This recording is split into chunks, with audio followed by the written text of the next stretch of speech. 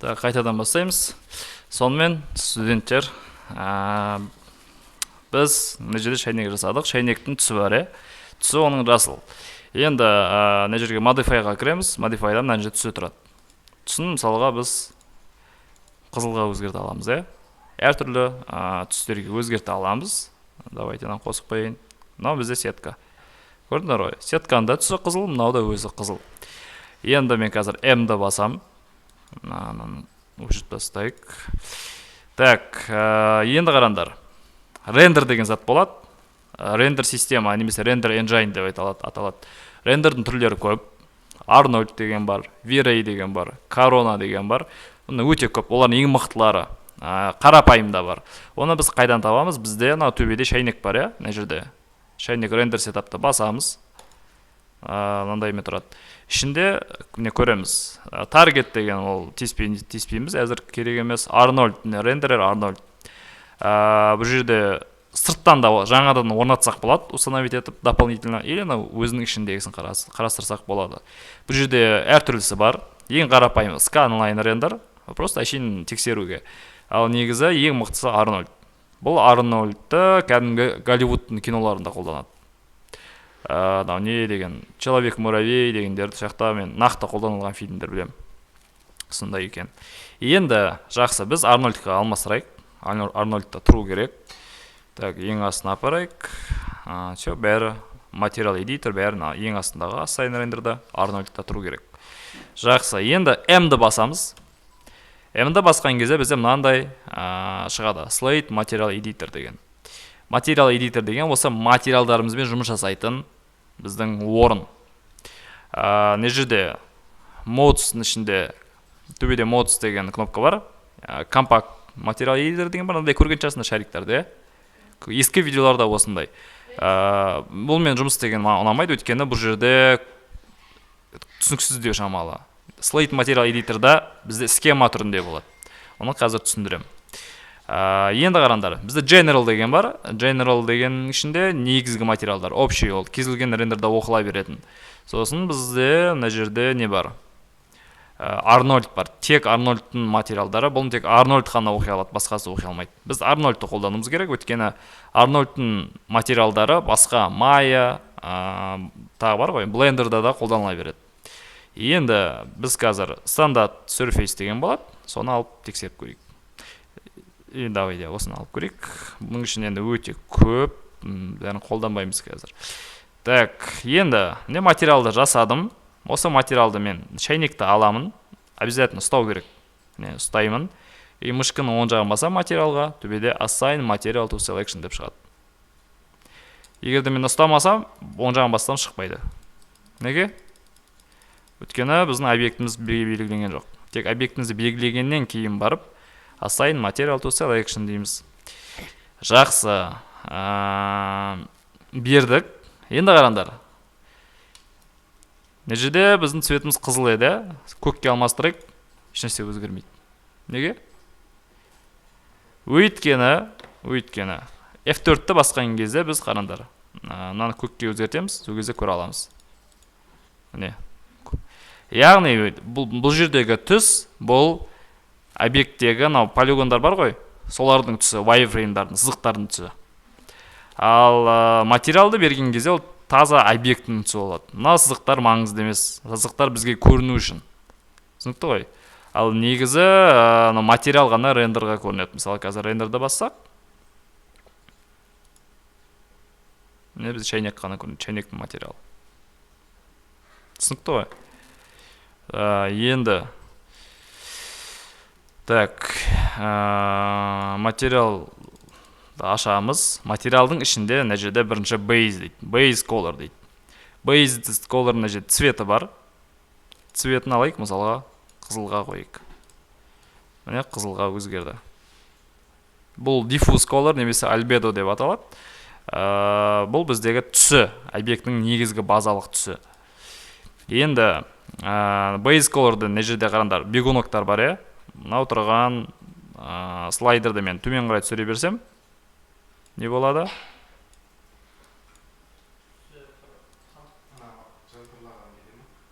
Жоқ. Қап-қара болып қалды. Неге қара болып кетті? Мен вообще түсін өзгерткен жоқпын, қызыл болып тұрды. Неге бұндай? Өйткені бұл осы түс деген параметр бар ғой. Соның күші. Неге 100% тұру керек? Мына 1-де тұру керек, 1 деген сөз 100%. Бірақ біз күшін азайта берсек, болса каналдың күші кетеді да, сонда қап-қара түс қалады. Бұл түс емес, бұл түс жоқ деген мағынаны білдіреді.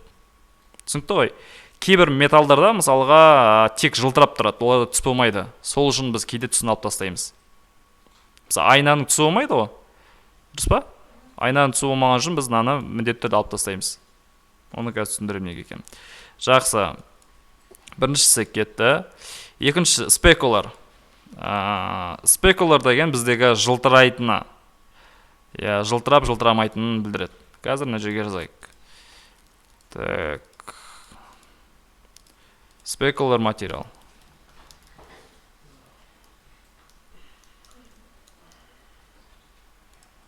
Specular деген міне.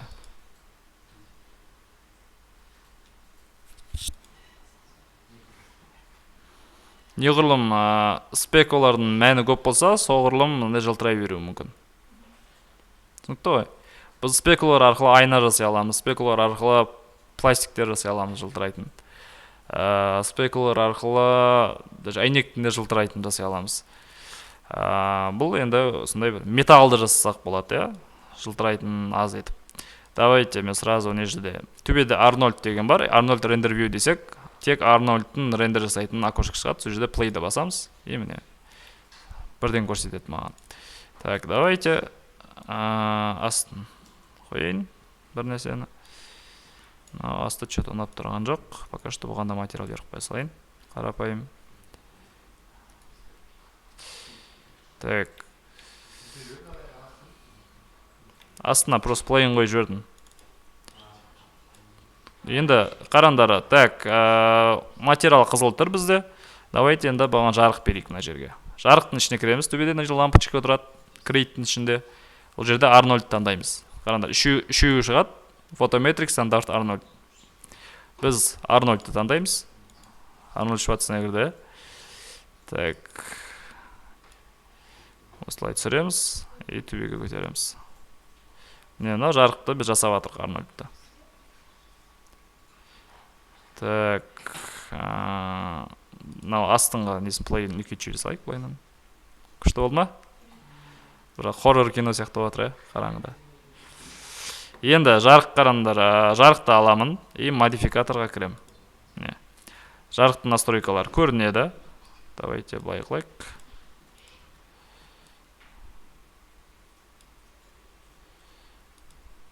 Не болды маған? Так, жарықтың настройкалар көрінеді. Ішінде бізге керегі. Пока что жарықты түсіндірмеймін, сосын айтам я кейін. Шайды жарықты көбейтейік. Оп. И осылай.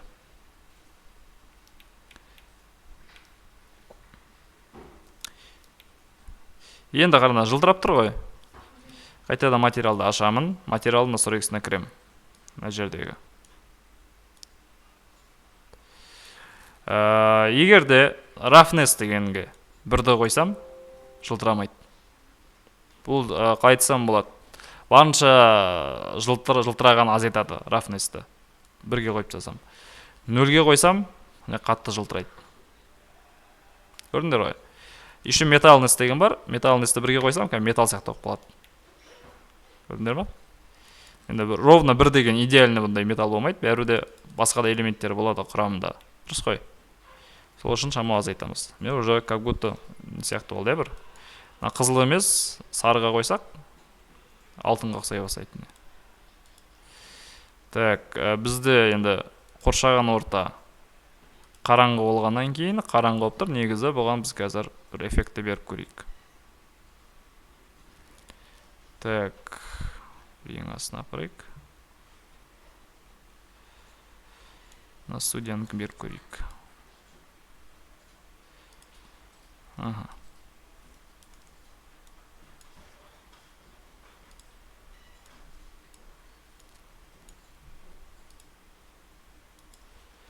Вот.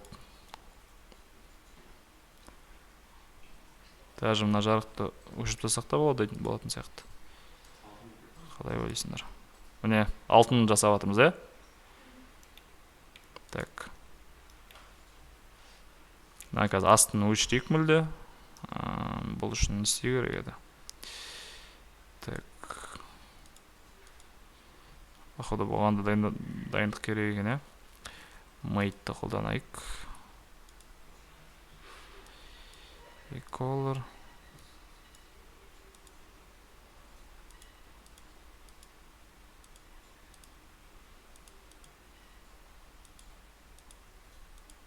Shadow Mate. Так. Міне полда тұрған біздегі.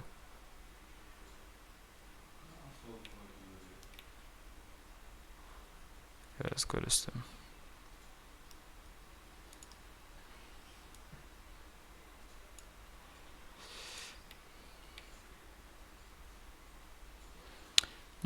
Жалпы түсінікті деп ойлаймын. Енді Mate жарамайды екен. Алып тастайық қалған. Тек өзін ауада қоя берейікші міне. Көрдіңдер, жылтырап тұр әдемі. Егер де металлностьті қайтадан азайтсам, жерде металлностьті азайтсам, объекттегі. Пластикқа ұқсап баратыр, Так, давайте. Одан кейін айор деген нәрсе бар. Айорды білесіңдер ма? Айор болсан қайтейін дейтін да. Так, айор деген бізде жылтырайтын күші, жылтырау күші деп аталады. Бұл походу обновление керек сияқты.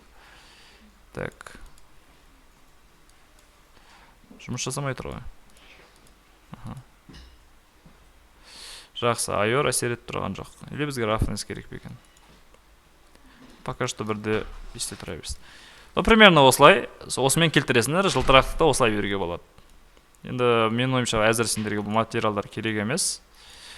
Так.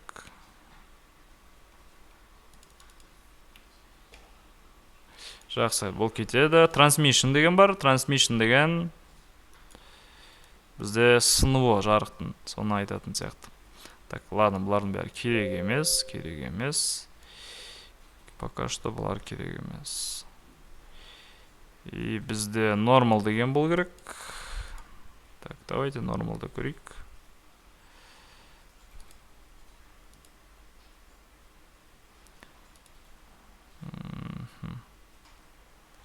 Нормал мап қай жағында?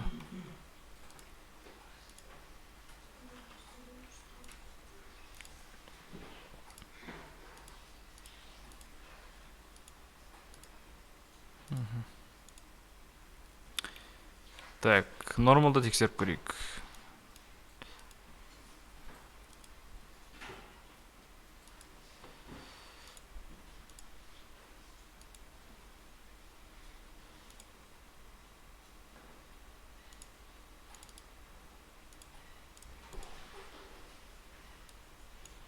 Рандар.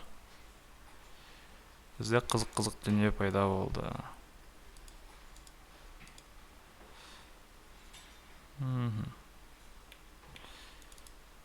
Так.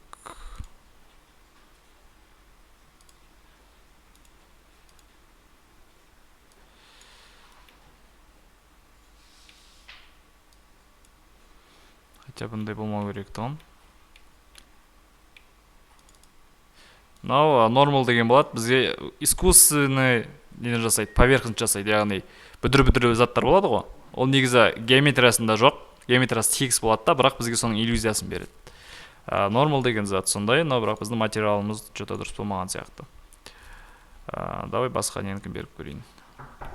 Ага, кел. Так, ну басқа бір нормал тауып көрейік.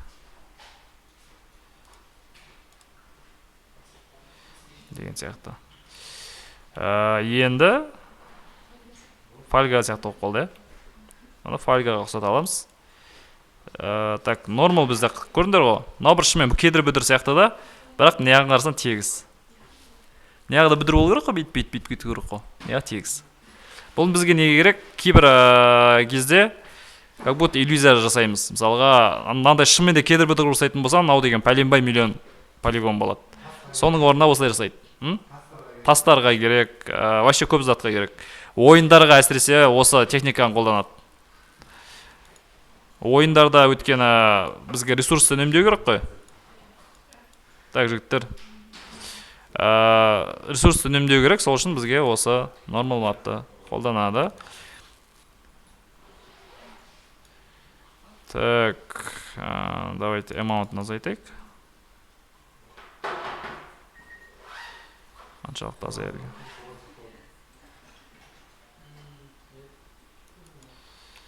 Или мына жақты нормалды, мына жақтан азайтамыз онда.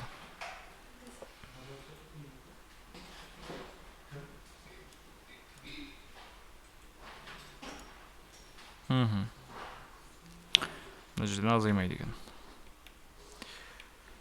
Так, давайте енді вообще цветтердің бәрін өшіреміз. Түсі болмайды. Біз қосамыз, transmission қосуымыз керек. Неге ол бізде жоқ?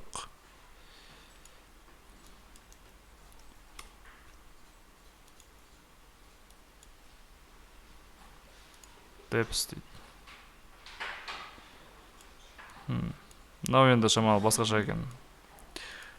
Transmit дейді.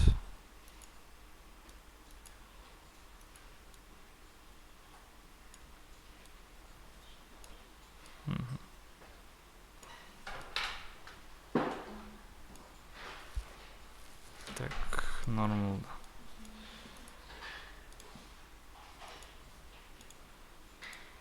Opacity деген бар бізде, ол прозрачность. Бірақ бұлмен біз әйнек жасай алмаймыз. Әйнек жасау үшін бізге мына жерде керек еді. Subsurface дейді, transmission керек еді. Че-то жұмыс жасамай тұр. Қызық екен.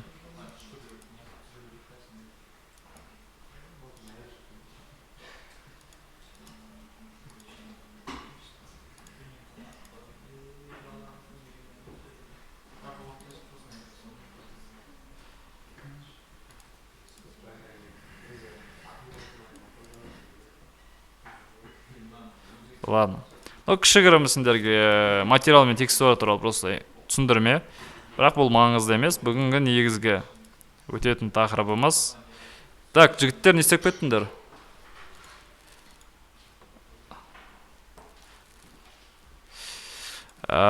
Бүгін сендерге түсіндіргім келген зат текстура тұғын. Қалай біз текстурасын жасаймыз? Мына объект бокстыр, бізде. Біз бокске қазір бір цветті берейік. Или бір сурет берейік. Так, давайте, қандай сурет бар бізде? Жапырақтың суретін берсек болады. Енді қараңдар, M-ді басам. И Арнольдты жаңағыны қойайық. Арнольдтың ішіндегі бізде стандарт surface. Осыға материалға беремін. Ендігі проблема мынада. Біз наны бояғымыз келеді.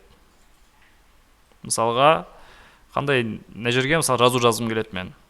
Сәлем деген сияқты. Или адамның көзін, мұрын, аузын жасағым келеді бояп. Қалай жасаймын? Жасай алмаймын. Жасау үшін бізге мынандай зат керек. Біз мына ішіндегі тұрған полигондардың координатасын береміз. Так, модификаторға кіреміз. Unwrap UVW деген бар. Осының ішіне кіреміз. Қарасындар, мынандай жасыл тұр. Бұл жасыл дұрыс емес.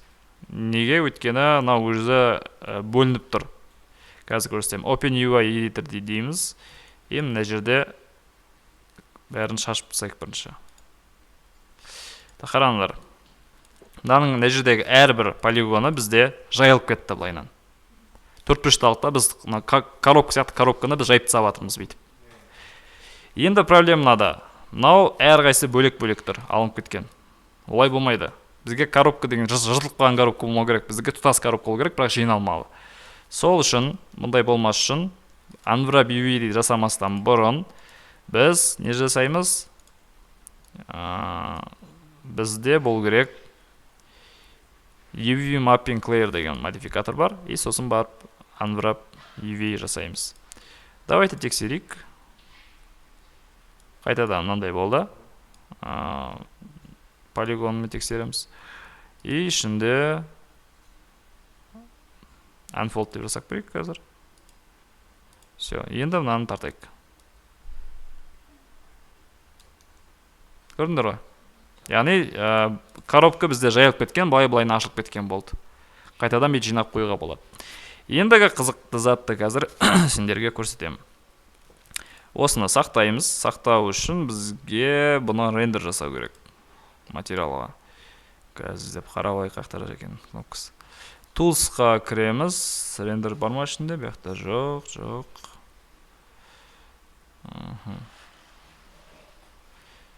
Pack UV, Rescale. Render UV template дейді. Осыны басамыз. Бізде 1024 деген качествосымен тұр. Альфа канал дейді. Альфа деген прозрачный жасайды. Так, альфа канал бізде жоқ дейміз. Бізге чисто қарағып жасап береді қазір. Render UV template. Осыны біз қазір сақтаймыз. Давайте загрузкаға сақтаймын мендегі. Қорап деп қойсақ, қорап деген бізде уже не болады? Материал. Материал емес, текстура. Текстураны сақтаймыз. Окей. Енді барып ашамыз. Қорап деген ашылды, қорап. Давайте енді мен қазір Paint-қа кіре салайын.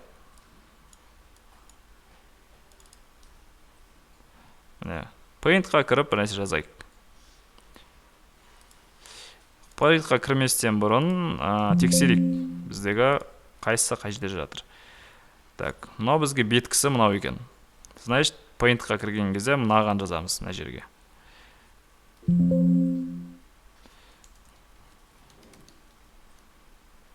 Цветі қандай қыламыз? Ақ қылмаймыз, Сәлем. Дикта. Бұл жерге сурет салайық. Ою.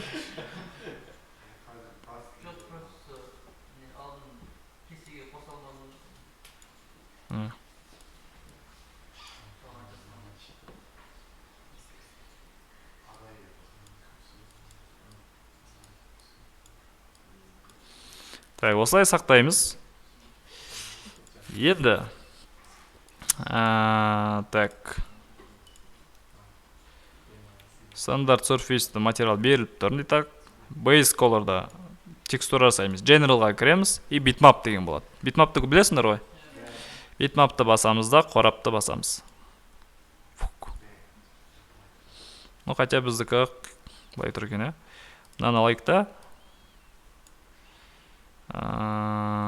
Майстер көрейік. Майсатын бар ма екен бияқта? Бұл фотошоп емес қой, Так.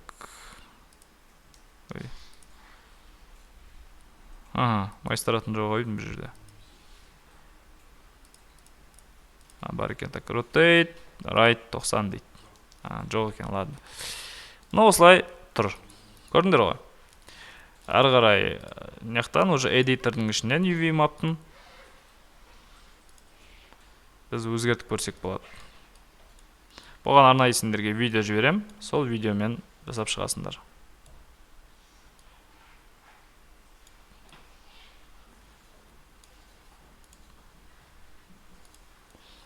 Так, біздің неміз қайда кетті? Edit UV. Енді, мынаның координатасын өзгертсек болады. Мынаны белгілейміз да, и айналдырсақ болады. Бұлайынан.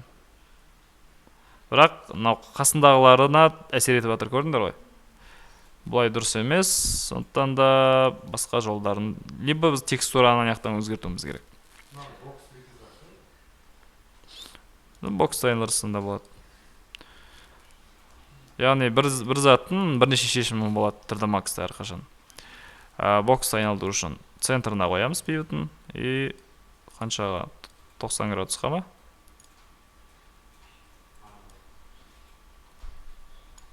Минус 90 айналдырамыз. Осылай текстура. Бұл бірінші жолы. И вообще фотошоптан ашып қойып, суретін өздерін боясындар болады. түсін басқа заттарын. Так, ендігі менің көрсеткім келгені, давайте типодты алайық. Типодқа берейік. Пока что бұның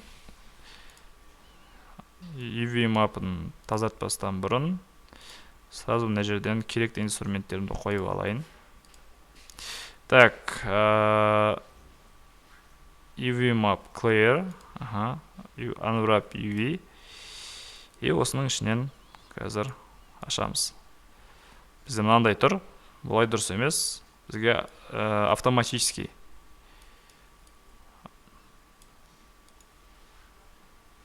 Так, өзі бізге жайып береді. Мына жерде кнопка бар, пил деген, күйік пилді бассақ, оңай объекттерді өзі жайып береді бізге.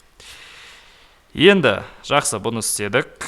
Ендігі қызықты жағдай көрсеткім келгені. Осыны біз боясақ. Ол үшін бізде ішінде 3D Max ішінде инструмент бар, ол бізде Viewport Canvas деп аталады. X-ті басамыз, сол кезде осындай поисковик шығады, и Viewport Canvas-ты қосамыз. Бізде мынандай инструменттер бар, кисточкалар, Paint дегенді басқан кезде алғашында бізге материалдың қайсысына біз қай жағына бояйын деп атымыз. Соны таңдаймыз. Бізге base color керек. Base color деген мына жердегі base color бағанағы 512-де 512 дейді. Давайте 1024-ке қоямыз. И текстурамыз қайда сақталады? Текстурамыз біздің сақталады downloads-та, Давайте ою деп қойсылайық. Ою. И сақтаймыз. Окей. Все. Қараңдар, бізде мынандай окошко пайда болады. Бұл слой. Бізде background деген бар. Backgroundқа пока что тиіспейміз. Backgroundта цвет тұрған сияқты. Ну, backgroundқа тиіспейміз. Бірінші layer ашамыз, и все, сурет сала берсек болады бүйтіп.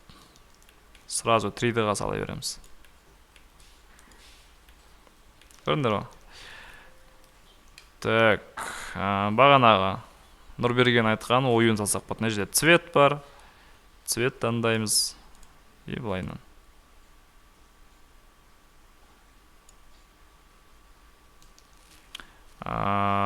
Инструменттің размерін үлкейтсек болады. Радиус деп тұр мына жерде. Радиусын басамыз, и мынандай шығады. Слишком үлкен болып кетті.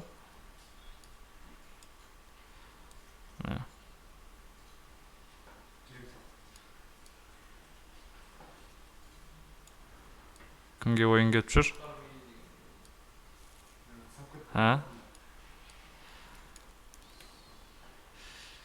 Так.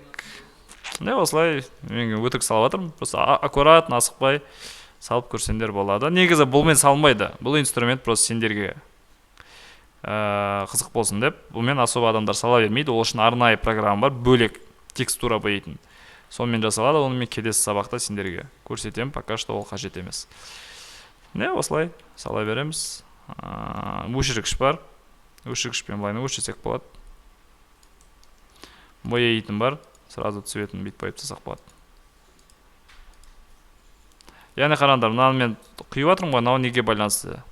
Әрбір тұрған UV-дің бөлініп тұр ғой әрқайсысы. Чисто мынаған бассам, үстін бассам, мынаған құйылады. Давайте тексерейік. Пока что жоқ екен. Натыра берсін. Осылай текстураны жасай береміз. Бояп. Енді мысалға не айтсақ болады? Не зат жасасақ болады? Кімде қандай идея бар? Сандық? Давайте не жасап көрейік. Как раз сендерге жіберетін видеода сол бар. Мысалға андай нардының кубиктеріне. Наған кіреміз. Clear жасаймыз. Бірінші тазалаймыз. Сосын unwrap UV. И бағанаға Open UV Editor'ды ашамыз. Так. Пил жасап көрейік. Істенбейді екен. Төбеге барамыз. Мына жерде көп инструменттер, оны мен де білмеймін, тек примерно білемін. Unfold mapping десек, не жасалды. Енді осы бойынша біз кубикті бояй аламыз. Так. viewport канвасымыз қақа кетті. Жазайық.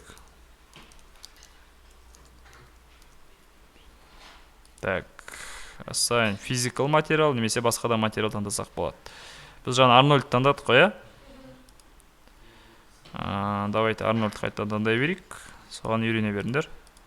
И base color'ды басамыз. Все. Так, color бізде біріншісі ақ болу керек. 1024 и JPEG.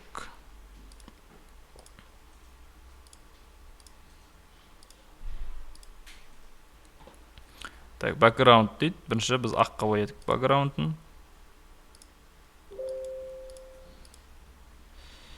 Енді ары қарай не істейміз?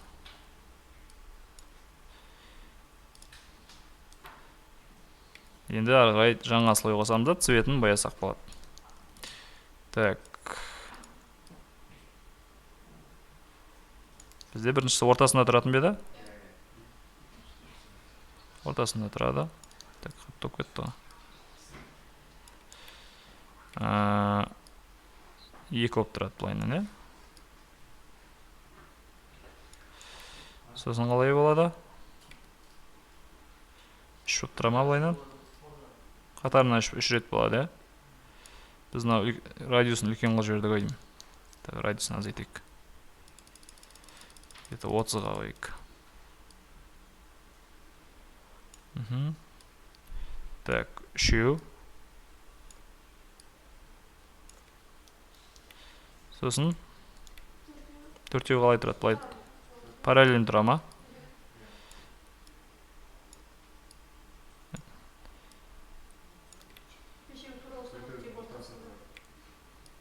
Сосын алтауы да параллель тұрады,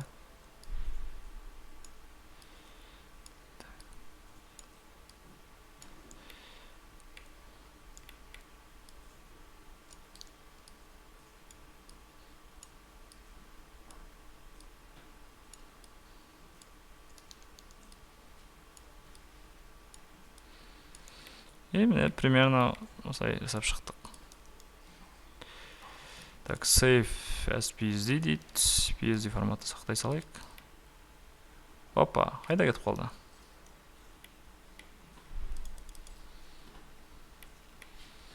Біздің суретіміз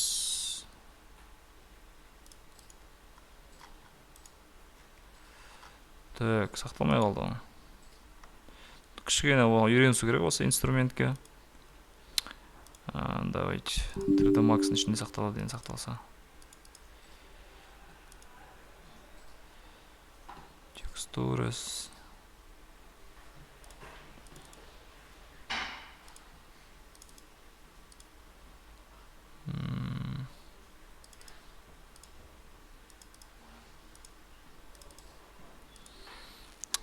Қақа сақталған өзім түсінбей алдым ғой. Ладно, короче, маңызды емес. Осылай бояп сақтай бересіңдер өздерін. Қалыңыз қақтаған жерлерінде жоғалтып алмаңдар. Мен сияқты. Енді не істесек болады? Так, мендегі баяғыда осы ертөстіктің моделі бар еді ғой.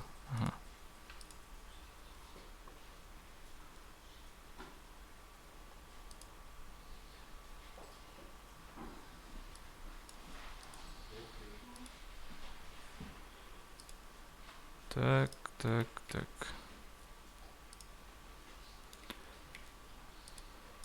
Қазір мен мынаның UV-ін ашып қарасам, не болады білесіңдер ма?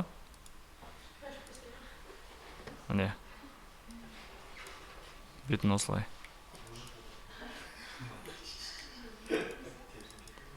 Беті осылай тұрады. Еще бұны бетімен мен қолын бірге істегем, сондықтан қазір қолыммен бірге белгілеймін да, Unwrap жасап көрейік. Unwrap. Open UV Editor. Міне беті, қолы, еще аяғы да ішіне кіру керек мен ойымша.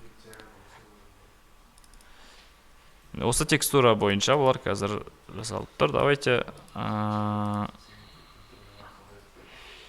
Send Materials тек төстік бет. Міне қарасаңдар, бетінде қызылы, мұрны бәрі осылай боялып тұр. Ерні көрдіңдер ма? Ерні.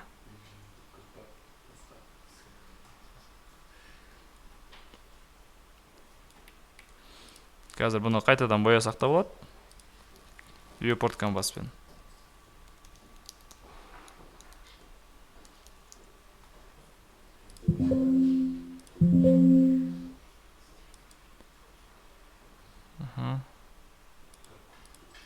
Так.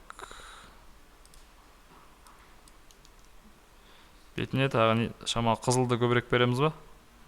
Қымызды көп ішіп алған қып.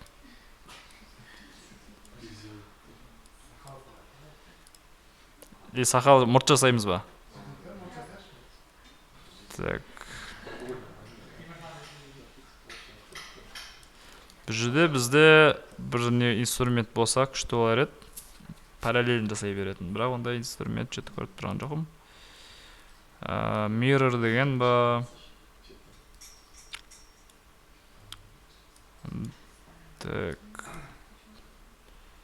Tablet pressure, randomize дейді. О, mirroring деген бар екен. Көрдіңдер ба? Так.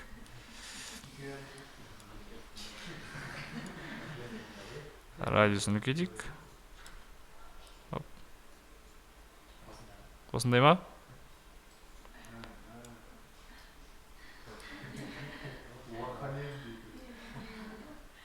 Уже 40-қа келген ерте өстік қой. Мужик болған.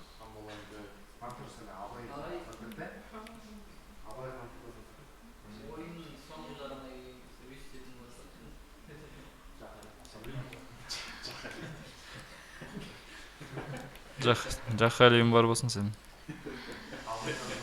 Так.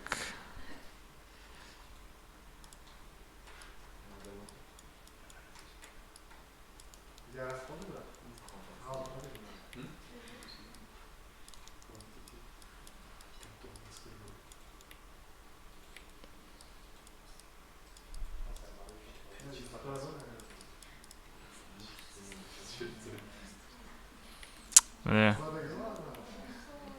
Осындай сияқты қосып бояуға болады түсінен. Так. Мына мысалы ою өрнектері осылай боялып жасалған негізі. Сол. Осылай жасау керек текстураны. Тағы не айтсам болады. Жаңағы видеоны жіберем. UV анврапта қарайсыңдар. И сонымен бір нәрсе жасап көресіңдер. 2-3 видео жіберем, соның бәрін орындап шығыңдар.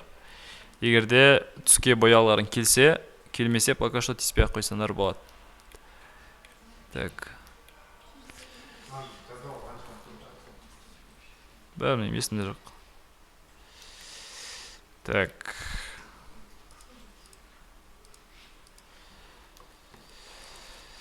Сол. Бүгінгі сабақтың негізгі айтылу керек дүниесі. Қайтадан басынан бастап көрсетейін. Бірінші UV mapping clear әрқашан тазартып аламыз. Егерде оған жасалмаған болса бұрын, жасалған болса тазартудың қажеті жоқ. Unwrap UV-ді басамыз и Edge-ді аламыз. Edge деген білесіңдер, я? Мынандай несі.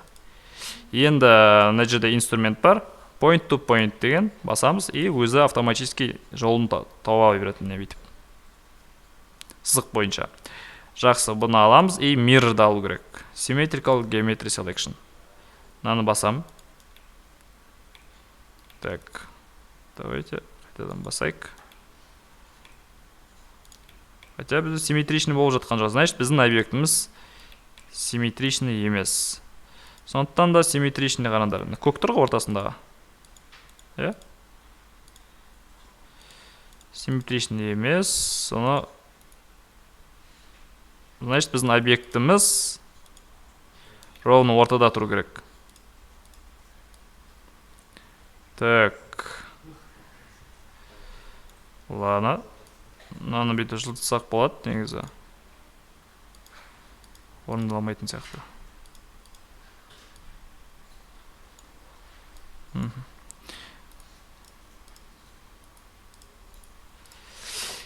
Жақсы, мына объекттің бәрін аламыз. Группировать етеміз. И мынаны центрге қоямыз. Бәрін центрге орнатамыз. Қайтадан алайық. яғни центрда болуы маңызды объектінің. Центрі негізі мына жер екен. Жақсы. Center to object. И қайтадан қайталаймыз, ә? UV mapping clear и unwrap UV. Так. Мына аламыз. Енді mirrorға қойған кезде сенде симметрия жасамапсың ғой, ә? Симметрия жасамап, ең соңында видеода дұрыстайды, например. Уже екі жағы екі түрлі болып кетті кей кезде. Так, онда симметрия жасауымыз керек. Көрдіңдер ғой, бұл да маңызды дүние. Біздің объектіміз симметричный болу керек. Все. Симметричный қойдық. Тексеріп көрейік қазір edit полимен. Шынымен де симметричный тұр ма екен? Көрдіңдер ғой. Яғни мына жерде бөлініп кетпеу керек. Тағы бір объект, тағы бір нүкте қалып қойса, значит сендердікі арасында нүктелер бар, ол дұрыс емес. Вроде нормально. Енді барып тексерейік онда. Көрдіңдер ғой? Ау? Шаш керек емес әзір ол. Вот, міне, енді симметричный шықты. Оның дайындықтың өзіне жұмыс уақыт кетеді, көрдіңдер ма? Так, мойнын алайық мына жерден бастап. Shift па қайсы? Ctrl бет? Ctrl екен, е. Осылай тартай берем. Құлағы пока что тиіспеймін, тек бетін ғана аламыз. Так. Міне бетін қырықтық. Мойнын былайынан кесеміз. Құлағын бөлек кесу керек шығар, е. Құлағын кеспесек те болады мына ситуацияда, бірақ негізі құлағын көбірек полигоны бар объектілерде құлағын кесуіміз керек. Давайте құлағын кесейік. И енді. Ой. Мынау бізде қазір әлі кесілген жоқ, бұл тек белгіленіп тұр. Кесу үшін бізге бір кнопка бар, басу керек соны. Оны қазір іздейік, қайсы еді. Мына жерде Convert Edge Selection to Seams деген кнопка болады. Осыны басамыз. Все. Көкке айналды, бірақ пока что бұл әлі кесілген жоқ. Кесілу үшін бұл жасыл болу керек. Сондықтан да пока что тұра берсін. Келесі белгілейтініміз қайда еді? Аламыз. Давайте жартылай, е, былайынан кесек не дейін. Қолтығына үшін апарамыз былайынан.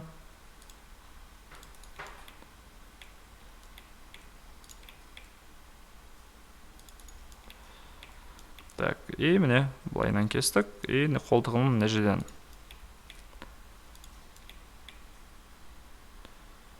Аяғына үшін апарамыз. Аяғын санынан бастап кесеміз былай қарай.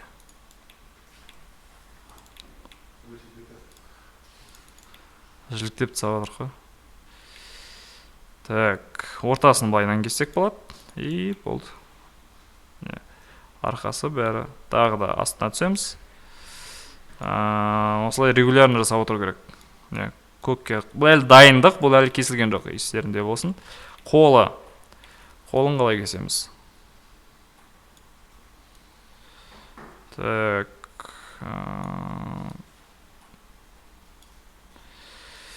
Қолын біз үстінен былай алмаған дұрыс. Мына жерде неге? Өйткені қолы бізде көрініп тұратын жер ғой, көбінесе. Сол үшін бізге былайынан алсақ та болады негізі. Асты жағынан, көрінбейтін жағынан.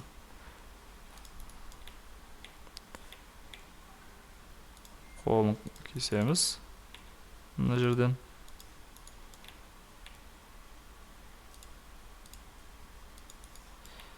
Так, алақаны.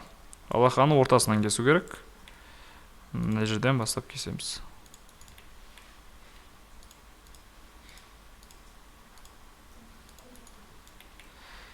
Так, ага.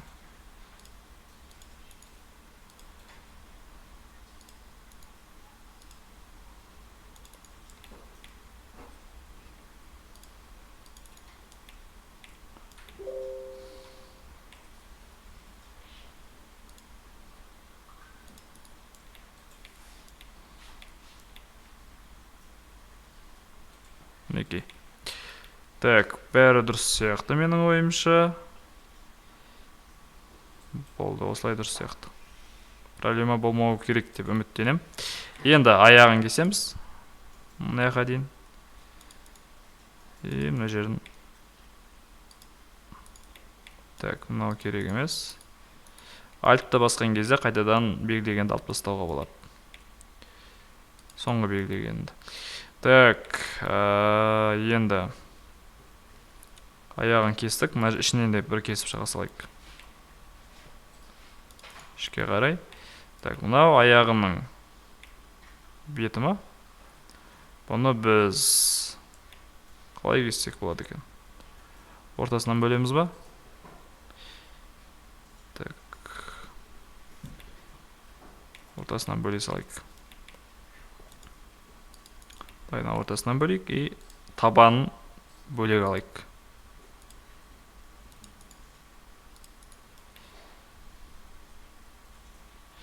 Болған сияқты. Енді кесілген жерлерді қайтадан бекітеміз. Барлығы көкке айналды. Ары қарай. Уже полигонға кірген кезде, бұл андай полигон емес, ненің полигоны. Unwrapping'нің бәрін аламыз. Open UV Editor. Ішіне кіреміз. Андай адам тұр бізде. Адамға қазір пил дегенді бассақ, күйік пилді шашып беретіне. Все, біздің текстурамыз дайын. Енді осыны бояй берсек болады. Оғын алдында біз боя алмайтын едік. Қазір көрсетем сендерге. Давайте мынаны алайық. Материал, бір материал берейік. Create материал. Так, сен Арнольдты өшіріп саған сынайдың яқта. Render setup. Арнольдке алмастырайық. Так, create материал, Арнольд, surface стандарт. Береміз мынаған.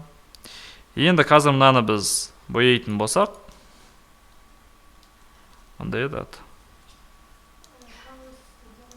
Viewport Canvas, Ішіне кіреміз. И давайте. BMP-ға сақтаймыз ба? Сақтасайын өтірік. Мен сияқты өтірік сақтамаңдар, атын беріп сақтауларын керек. И мынадан бояйтын болсақ, қазір көрсетемін. Нормально істеп жатыр. Егер де біз мыналардың бәрін алып тастайтын болсақ, қазір вообще бұзылады. Көрдіңдер ғой?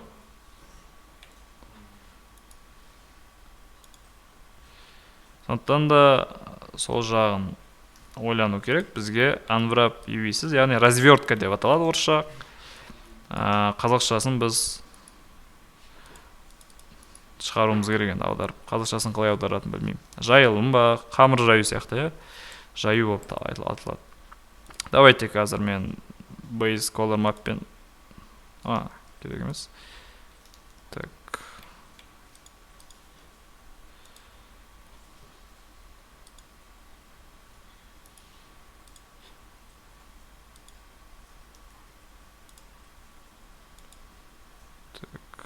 New материал жасап көрейік. Что-то дұрыс болмай тұр ма?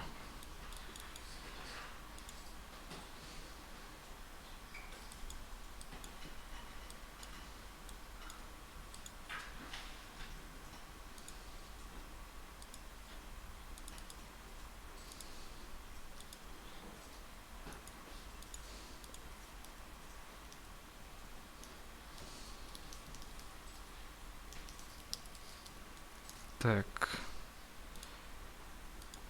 Дұрыс емес, көрдіңдер ғой? Неге? Неге дұрыс емес? Ашқан кезде міне біздің UV-міз осындай. Сондықтан да біз UV-ді тазалап, қиып, мынандай формаға келтіруіміз керек. Адам көретіндей. Сосын оп-оңай біз бояй береміз. Так. Viewport Canvas'ты қосайын қайтадан.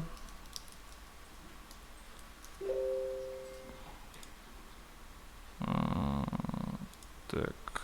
Бұл материал берген жоқпыз ғой.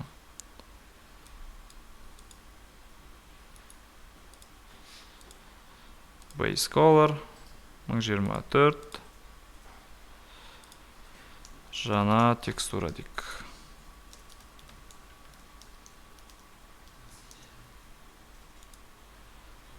Окей. Болды, адамды жаймен бояймыз. Бірінші бізге не керек?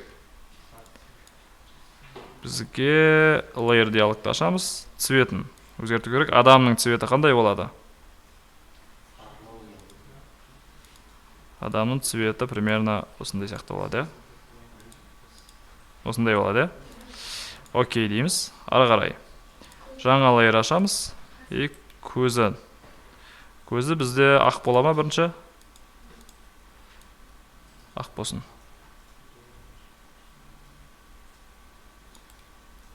Сосын іші қара болады. Мынаның радиусын азайтамыз.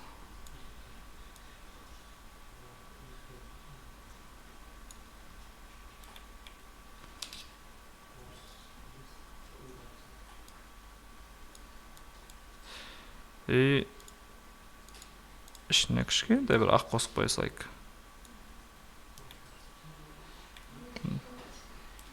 Так, ерні. Ерні бізде қызылда болады. Ер адамдардікі енді шамалы қандай болады? Сәл-ақ қызыл болады. Оған бөлек layer қоямыз, layer'ның атын жасақ болады. Ерін дейміз. Ерінге кіреміз, opacity'ді азайтамыз. Жоқ, opacity'ні аяқтан ағасы тапады. Так. Пама жағып атымызда еріне. Так.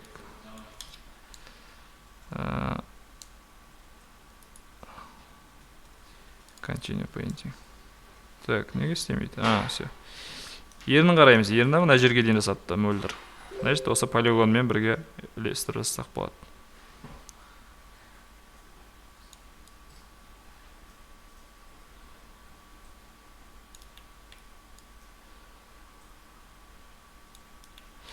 Енді өшіргішпен.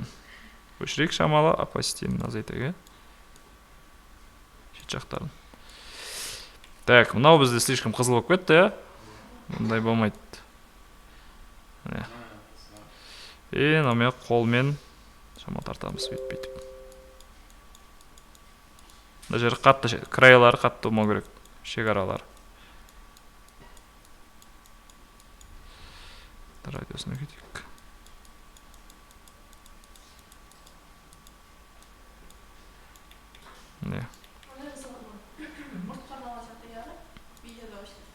Не? Қайсысы? Жоқ, ерін ғой, шығып тұрған. Мұрт емес ол, мұрт емес. Мына жер ма, мына жері? Жазып қойсам болады? Давайте. Сызып қойық мұртын. Қараға апарамыз. И давайте мұртын салайық. Дон Корлеоне бол ма, не болды? Дон Алехандро бол ма? Так, давайте қасынсақ. Добр.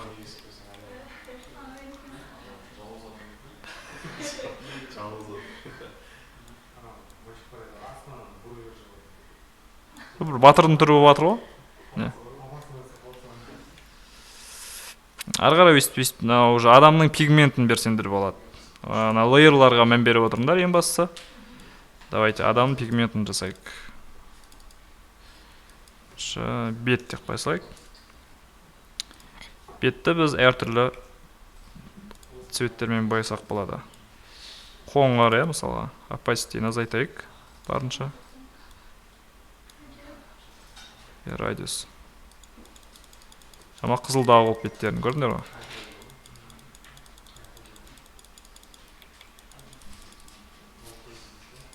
Мен бірінші рет істеп жатырмын өмірімде. Сендермен бірге. Так. Ертесікті басқа программада істегем. Viewport Canvas'та бірінші рет қолданып жатырмын. Так. Осылай, енді қараңдар, біз 1024 болғасын шама качество азайып тұр. 2048 керек, әдемі качествода болу үшін. Давайте. оған мықты компьютер керек. Сондықтан да жаңа RTX барлар компьютерлерін бересіңдер достарыңа. Давайте ана қосайық. Міне. Нормально болды. Оп, құрт жібердім. Жаңа сақтау керек екен PSD қылып. Болмай қалды.